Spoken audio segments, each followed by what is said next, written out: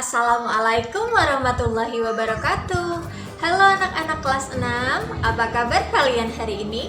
Dimanapun kalian berada, Bu Resti berharap kalian sehat selalu. Hari ini kita akan belajar materi pada tema 1, subtema 1, pembelajaran 1. Namun sebelum kita lanjut pada materi, jangan lupa untuk like, subscribe, dan nyalakan tombol lonceng agar kalian tidak ketinggalan video terbaru dari Bu Resti. Sebelum kita belajar bersama, Bu Resti akan menyebutkan tujuan pembelajaran yang akan kita capai hari ini. Yang pertama, siswa dapat menemukan ide pokok dan informasi penting dalam bacaan serta menyajikannya dalam bentuk diagram. 2. Siswa dapat mengembangkan ide pokok menjadi tulisan menggunakan bahasa sendiri secara rinci. 3. Siswa dapat mengidentifikasi perkembangbiakan generatif melalui gambar. 4. Siswa dapat menemukan persamaan dan perbedaan karakteristik dua negara ASEAN terkait kondisi sosial budayanya. Baiklah anak-anak, langsung saja kita masuk pada materi kita yang pertama. Coba kalian perhatikan berbagai tumbuhan yang ada di sekitarmu. Apakah manfaat tumbuhan bagi kehidupan? Untuk menjawab pertanyaan dari Bu Resti, silahkan kalian perhatikan gambar di samping. Dalam gambar di samping, terlihat bahwa manusia dan hewan memanfaatkan tumbuhan sebagai bahan pangan. Jadi, tumbuhan merupakan sumber kehidupan bagi makhluk hidup. Lalu, adakah manfaat lain yang bisa diperoleh manusia dari tumbuhan? Bu Resti akan menjelaskannya pada kalian. Manfaat tumbuhan bagi manusia adalah yang pertama sebagai sumber energi, yang kedua sebagai sumber vitamin untuk menjaga kesehatan, yang ketiga sebagai sumber oksigen untuk bernafas, yang keempat sebagai pengikat air tanah, dan yang kelima sebagai peneduh dan memperindah kehidupan yang ada di bumi. Setelah kalian belajar tentang manfaat tumbuhan bagi kehidupan, sekarang kita akan belajar tentang perkembangbiakan tumbuhan. Perkembangbiakan tumbuhan yang akan kita pelajari adalah perkembangbiakan tumbuhan jagung. Jagung merupakan salah satu makanan pokok di berbagai negara termasuk Indonesia. Jagung juga merupakan sumber karbohidrat yang diperlukan oleh tubuh.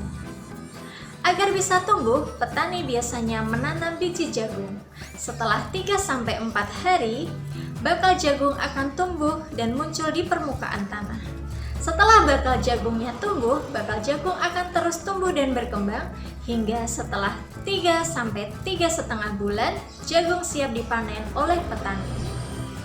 Buah jagung yang berupa tongkol pada mulanya berbentuk sekuntum bunga. Bunga jagung memiliki helai-helai rambut pada bagian ujungnya. Pada helai tersebut terdapat tepung sari. Tepung sari yang tertiup angin akan jatuh sebagian besar di kepala putik di bagian bawah bunga pada pohon jagung yang lain. Saat itulah terjadi pembuahan. Setelah terjadi pembuahan, bunga jagung akan terus berkembang menjadi buah jagung. Agar kalian semakin memahami materi yang sudah Bu Resti sampaikan, bukalah buku tema 1 pada halaman 2, terdapat bacaan dengan judul Bagaimana Jagung Berkembang Biak. Bacalah teks bacaan tersebut sampai dengan halaman 3. Temukanlah ide pokok dan informasi penting dari bacaan tersebut dan tuliskanlah pada diagram yang sudah disediakan pada halaman 4. Seperti yang sudah Bu Resti jelaskan sebelumnya tentang perkembangbiakan jagung, perkembangbiakan tersebut disebut sebagai perkembangbiakan generatif atau perkembangbiakan secara kawin. Perkembangbiakan generatif atau perkembangbiakan secara kawin adalah perkembangbiakan yang terjadi melalui proses penyerbukan dan pembuahan. Selain jagung, terdapat beberapa tumbuhan yang berkembang biak secara generatif, yaitu padi, mangga, durian, dan jambu. Kemudian, tugasmu adalah amatilah lingkungan di sekitarmu, temukan satu tumbuhan yang sedang berbunga. Gambarkanlah bagian-bagian bunga tersebut dan tuliskanlah bagaimana cara penyerbukannya pada kolom yang tersedia pada buku temamu, tema 1 halaman 6. Bunga yang indah dan cantik tidak hanya mekar di negara kita, Indonesia. melainkan bisa mekar dan tumbuh di negara-negara tetangga kita. Hal tersebut dikarenakan kita berada dalam kondisi geografis yang hampir sama, sehingga bunga yang tumbuh tidak jauh berbeda. Sebagai contoh adalah bunga sepatu. Bunga sepatu bisa tumbuh di negara Indonesia dan di negara Malaysia. Di Indonesia, bunga sepatu bisa digunakan sebagai bahan pewarna. Sedangkan di Malaysia, bunga sepatu disebut sebagai bunga raya atau bunga nasional.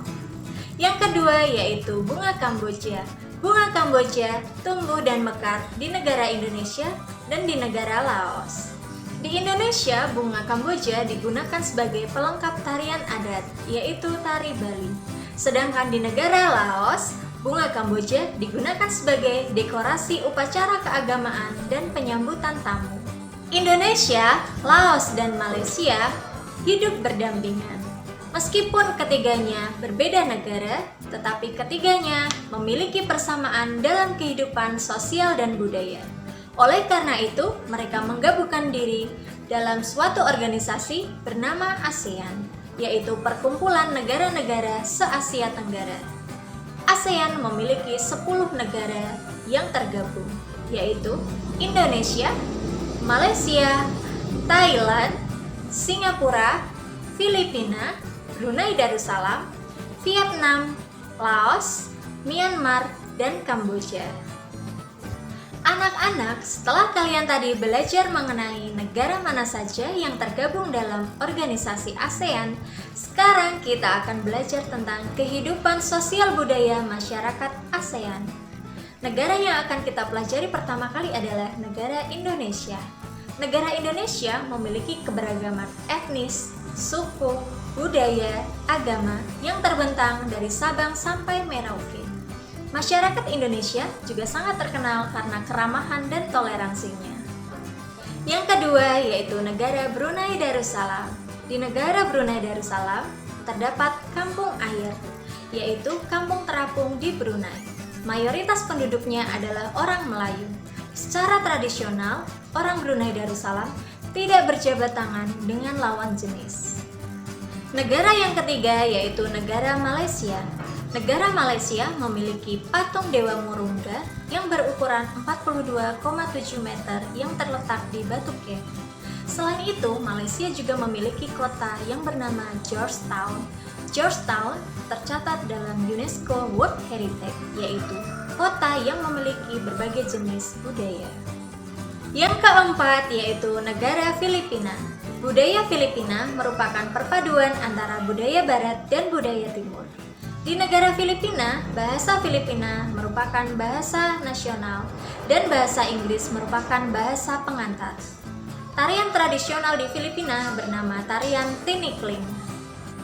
Yang kelima yaitu negara Kamboja. Di negara Kamboja memiliki banyak candi. Pada tembok candi terukir dewa-dewa pada agama Hindu dan Buddha. Selain itu, negara Kamboja juga memiliki tarian tradisional yang disebut tarian Apsara. Tarian Apsara lahir 2000 tahun yang lalu. Yang keenam adalah negara Myanmar. Negara Myanmar dijuluki sebagai negara 1000 pagoda. Hal tersebut dikarenakan di Myanmar terdapat banyak sekali kuil-kuil suci Buddha. Mayoritas penduduknya adalah keturunan Tibet. Bahasa yang digunakan adalah bahasa Burma. Yang ketujuh adalah negara Vietnam.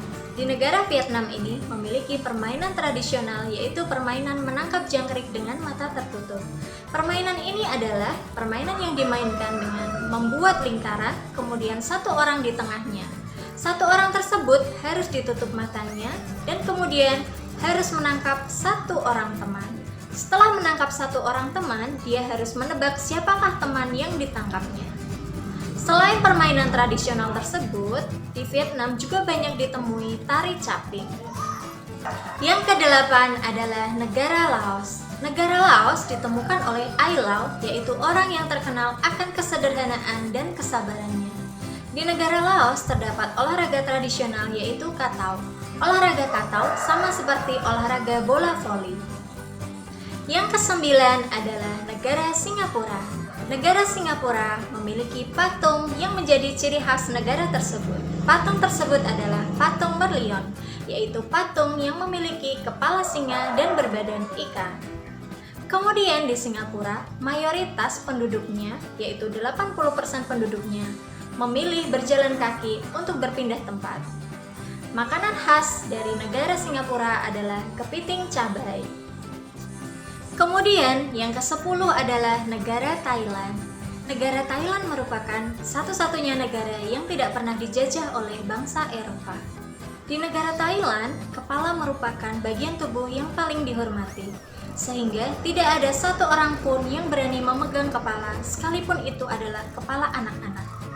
Di negara Thailand, teh disajikan dengan susu dan rempah-rempah yang biasa disebut dengan Thai iced tea. Setelah kalian mempelajari tentang kehidupan sosial budaya masyarakat ASEAN, tugasmu di rumah adalah carilah 2 negara yang tergabung dalam organisasi ASEAN. Kemudian carilah lebih lanjut karakteristik 2 negara yang telah kamu pilih. Setelah itu, temukan persamaan dan perbedaannya dan tuliskan pada diagram yang tersedia pada buku tema halaman 14.